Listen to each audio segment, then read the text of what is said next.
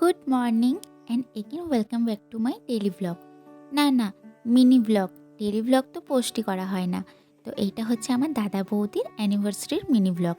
তো ওই দিন আমরা গেছিলাম শান্তিনিকেতন। তো দেখতেই পেলে আমি হাফ রেডি হয়েছি। এখনও কিছু জুয়েলারি, কিছু অর্নামেন্টস কিছুই আমি পরিনি, কারণ তাড়াহুড়ো হয়ে গেছিলো, সেই জন্য পরে বেরোতেই পারিনি। আর গাড়িতে উঠেই একটু চেক করে নিচ্ছিলাম যে গানের সাউন্ডটা চারদিক থেকে শোনা যাচ্ছে কিনা, দাদা চেক করতে বলল। তারপরে এখানে সবার একটু একটু করে ক্লিপ নিয়ে নিলাম, সবাইকে দেখালাম। আর এই যে আমার এই রূপটা দেখে প্লিজ কেউ হাসাহাসি করো না। আমার খুব ঠান্ডা লাগছিলো গাড়ির মধ্যে, আর আমার এমনিতেই শরীর খারাপ ছিল, গলা ব্যথা ছিল। তো সেই জন্য আমি আমার মাথার যে রুমালটা থাকে সেটা দিয়ে আমি গলাটা ভালো করে বেঁধে নিয়েছিলাম। তো রাস্তা দিয়ে যাওয়ার পথে এরকম সুন্দর একটা দৃশ্য দেখে ভিডিও না করে থাকতে পারলাম না, তাই তোমাদেরকেও দেখানোর জন্য ভিডিওটা করলাম। তোমরা তো অনেকেই যারা শান্তিনিকেতন যাও সেটা তো জানোই যে অনেকগুলোই যাওয়ার রাস্তা আছে। একটা ছিল হচ্ছে সনকা কলেজের সামনে দিয়ে মলানদিঘি হয়ে যেটা যাওয়া যায়, আর একটা ছিল পানাগড়ের দান বাবা মন্দিরের সামনে দিয়ে যে হাই রোডটা গেছে সেখান দিয়ে। তো আমরাও দান বাবার মন্দিরের সামনে দিয়ে ওই হাই রোড দিয়ে গেছিলাম। তো তারপর ওখানে পৌঁছে গাড়িটা পার্ক করে তারপর আমরা এবারে নেমে হেঁটে হেঁটেই ঘুরবো। আমরা টোটো করিনি, আমরা হেঁটে হেঁটেই ঘুরবো। বেশি দূরে আমরা গাড়িটা রাখিনি, কাছেই ছিল, কিন্তু আমরা মানে অপোজিট সাইডে রেখেছিলাম, সামনের দিক দিয়ে আমরা গাড়িটা ঢোকাইনি, আমরা একদম পিছনের দিক দিয়ে এসেছিলাম। তো এখানে গাড়ি পার্ক করে এখানে এবার সুন্দর করে এই যে গলায় আমি হার কানের সব কিছু পরে নিয়েছি, বাট চুলটা তখনও খুলিনি কারণ অসম্ভব গরম করছিল। আর ডেটটা ছিল মার্চের 9 তারিখ।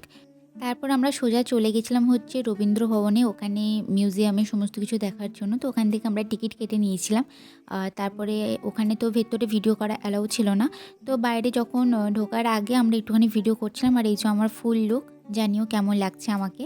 তো আমার অনেক ইচ্ছা ছিল আমি একটা এরকম ব্লাউজ পরবো, এরকম একটা শাড়ি পরবো। আমার অনেক দিনের ইচ্ছা ছিল যে আমি শাড়ি পরে শান্তিনিকেতন ঘুরতে যাব। যেহেতু বাইকে গেছি তাই শাড়ি পরা হয়নি, তো বাড়ির গাড়ি নিয়ে যখন যাওয়া হচ্ছেই তো আমি শাড়ি পরেই যাই। তো যাই হোক, ওখানে ভেতরে ঘোরাঘুরি করার পরে তারপর ওখান থেকে বেরিয়ে গেছি। আর বীভৎস গরম করছিল, তারপর মনে হচ্ছিল যে আমি কেন শাড়ি পরে এসেছি, আমার খুব কষ্ট হচ্ছে। তারপর ওখানে কবিগুরু রবীন্দ্রনাথ ঠাকুর যে গাড়িটা উনি ব্যবহার করতেন সেটা দেখার জন্যই আমরা যাচ্ছিলাম। আর এই জায়গাটা ওনার মিউজিয়ামের থেকে বেরিয়ে তারপরে এই জায়গাটা যে পুরো ঘুরছিলাম ওনার রবীন্দ্র ভবনটা। তো খুব ভালো লাগছিলো। আর এই জায়গাটাতে প্রচুর গাছ ছিল, তো ছাওয়াও ছিল। আর এই জায়গাটায় দাঁড়িয়ে মানে এত সুন্দর ফটো আসছিলো, তো অনেক ফটো তুলেছি, তারপর অনেক ভিডিও করেছি। আর এখানটা এরকম হওয়ার কারণ আমার ক্যামেরাটা জুম হয়ে গেছিলো।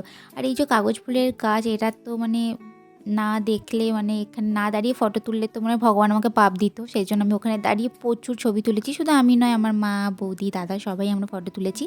এর আগেও শান্তিনিকেতন ২ বার গেছি, কিন্তু এই জায়গাটা কখনো ঘোরা হয়নি। তো এই জায়গাটা আমি ফার্স্ট টাইম ঘুরলাম। আমার তো খুব ভালো লেগেছে। তারপর প্রচণ্ড গরম করছিল, তারপর ভাবলাম যে বেশি দেরি করব না। তারপর ওখান থেকে বেরিয়ে গেলাম। আর এই সাইডটায় তো রবিবার ছাড়া মানে পারমিশন থাকে না ঢোকার, তো ওই জায়গাটা আমরা ঢুকতে পারলাম না। বাকি আমরা এমনি ঘুরছিলাম। এখানটাতে ২ টো পাখা কিনেছিলাম আমরা। খুব গরম করছিল। তারপরে এখানে আ ওনার এই গান ওখানে উনি করছিলেন, লাইভ উনি করছিলেন। খুব সুন্দর লাগছিল, খুব ভালো লাগছিল। এত সুন্দর মানে বাদ্যযন্ত্রগুলো উনি বাজাচ্ছিলেন, খুব ভালো লাগছিল। তারপর এখানে ওই গাছ, ছাতিমতলা সমস্ত কিছু দেখার পরে ওখান থেকে চলে গেছিলাম হচ্ছে সুরুল রাজবাড়িতে। তো এখানে যাওয়ার আমার খুব ইচ্ছা ছিল। তো বেশিক্ষণ ওখান থেকে বেশি দূর ছিল না। তো আমরা ওখান থেকে এখানে এসেছিলাম সুরুল রাজবাড়িতে। তো এখানেও মানে সমস্ত কিছুটা ঘুরে দেখছিলাম, খুব ভালো লাগছিল। অনেক ভিডিওস দেখেছি যে এখানে অনেক প্রি ওয়েডিং শ্যুট হয়। তো ভাবলাম জায়গাটা দেখে আসি যখন এসেছি। তো যেহেতু সোনাঝুরিও যেতে হবে, তাই এখানেও বেশিক্ষণ আমরা থাকিনি। তাও এখানে ছিলাম, অনেকক্ষণই ছিলাম। এখানে মায়ের আমি ভিডিও করছিলাম, মায়ের কানে ফুলটা আমি এখানে লাগিয়ে দিয়েছিলাম, দেখতে খুব ভালো লাগছিলো মাকে। তারপরে এখানে আমি পাখা নিয়ে বসে হাওয়া খাচ্ছিলাম। এটারও আমি একটা ভিডিও পোস্ট করেছি আমার ফেসবুক পেজে। আমার খুব গরম করছিল, তো ভাবলাম একটা জায়গায় চুপচাপ বসে, আর ভালো লাগছে না। তারপর এখান থেকে পাশেই মন্দিরগুলো ছিল, কিন্তু ওগুলো বন্ধ ছিল, ওইগুলোতে মানে ঢোকার পারমিশন ছিল না। তো সেই জন্য আমরা যাইনি। তো এখানটাতে দাঁড়িয়ে একটুখানি কিছুক্ষণ দেখে তারপর ওখান থেকে বেরিয়ে গেলাম হচ্ছে সোনাঝুরি যাওয়ার জন্য। তো সোনাঝুরি এসে প্রথমে আমাদের ছিল হচ্ছে খাওয়া দাওয়া করা, কারণ আমরা সকাল থেকে কিচ্ছু খাইনি। তো তারপর ঢুকে গেছিলাম হচ্ছে এই রেস্টুরেন্টটাতে, হোটেলটাতে। তো বেশ ভালোই ছিল এখানে, মানে অ্যাম্বিয়েন্সটাও খুব ভালো ছিল, খাবারের টেস্টও খুব ভালো ছিল। তো আমরা নিয়েছিলাম হচ্ছে ভেজ থালি, আর সাথে নিয়েছিলাম হচ্ছে ক্রিসপি চিলি বেবিকর্ন। তো তোমাদের সঙ্গে শেয়ার করব যে খাবারটা কতটা টেস্টি ছিল, প্লাস টেস্টি মানে আমাদের তো খেয়ে খুব ভালো লেগেছে। তো তোমরাও যদি যাও তো তোমরা এখানে ট্রাই করতে পারো। আর এই মুহূর্তে নামটা আমার ঠিক মনে পড়ছে না, তো আমি পরে যদি তোমাদের জানার থাকে আমি পরে কমেন্টে মেনশন করে দেবো যে কী নাম ছিল এই রেস্টুরেন্টটার। তো এখানে দাঁড়িয়ে বসে পুরো জিনিসটা আলোচনা করে যে কী খাওয়া হবে। তো সমস্ত কিছুটা আলোচনা হওয়ার পরে তো ফার্স্টে নিয়েছিলাম হচ্ছে ক্রিসপি চিলি বেবি কর্নটা। এটা খুব ভালো খেতে ছিল, সবার খুব ভালো লেগেছে। আর সবাই নিয়েছিলাম হচ্ছে ভেজ থালিটা, এটাও খুব ভালো ছিল খেতে।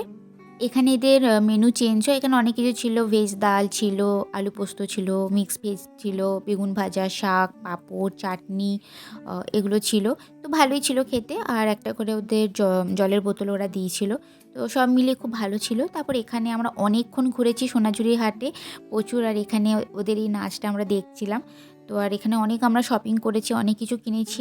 আর অনেকটা টাইম জুড়ে এখানে আমরা কাটিয়েছি। তারপর গেছিলাম হচ্ছে প্রান্তিক, কারণ আমি বলেছিলাম যাব, কারণ ওখানে আমি প্রচুর ভিডিও দেখেছিলাম ওই কাগজ ফুলের গাছে, ভেবেছিলাম, কিন্তু আমি একটাও কিছু দেখতে পাইনি। তারপর ওখান থেকে আবার ব্যাক করে সোজা চলে এসেছিলাম হচ্ছে দুর্গাপুর। তো আজকের জন্য এতটুকুই, আবারও দেখা হবে নেক্সট একটা মিনি ব্লগে।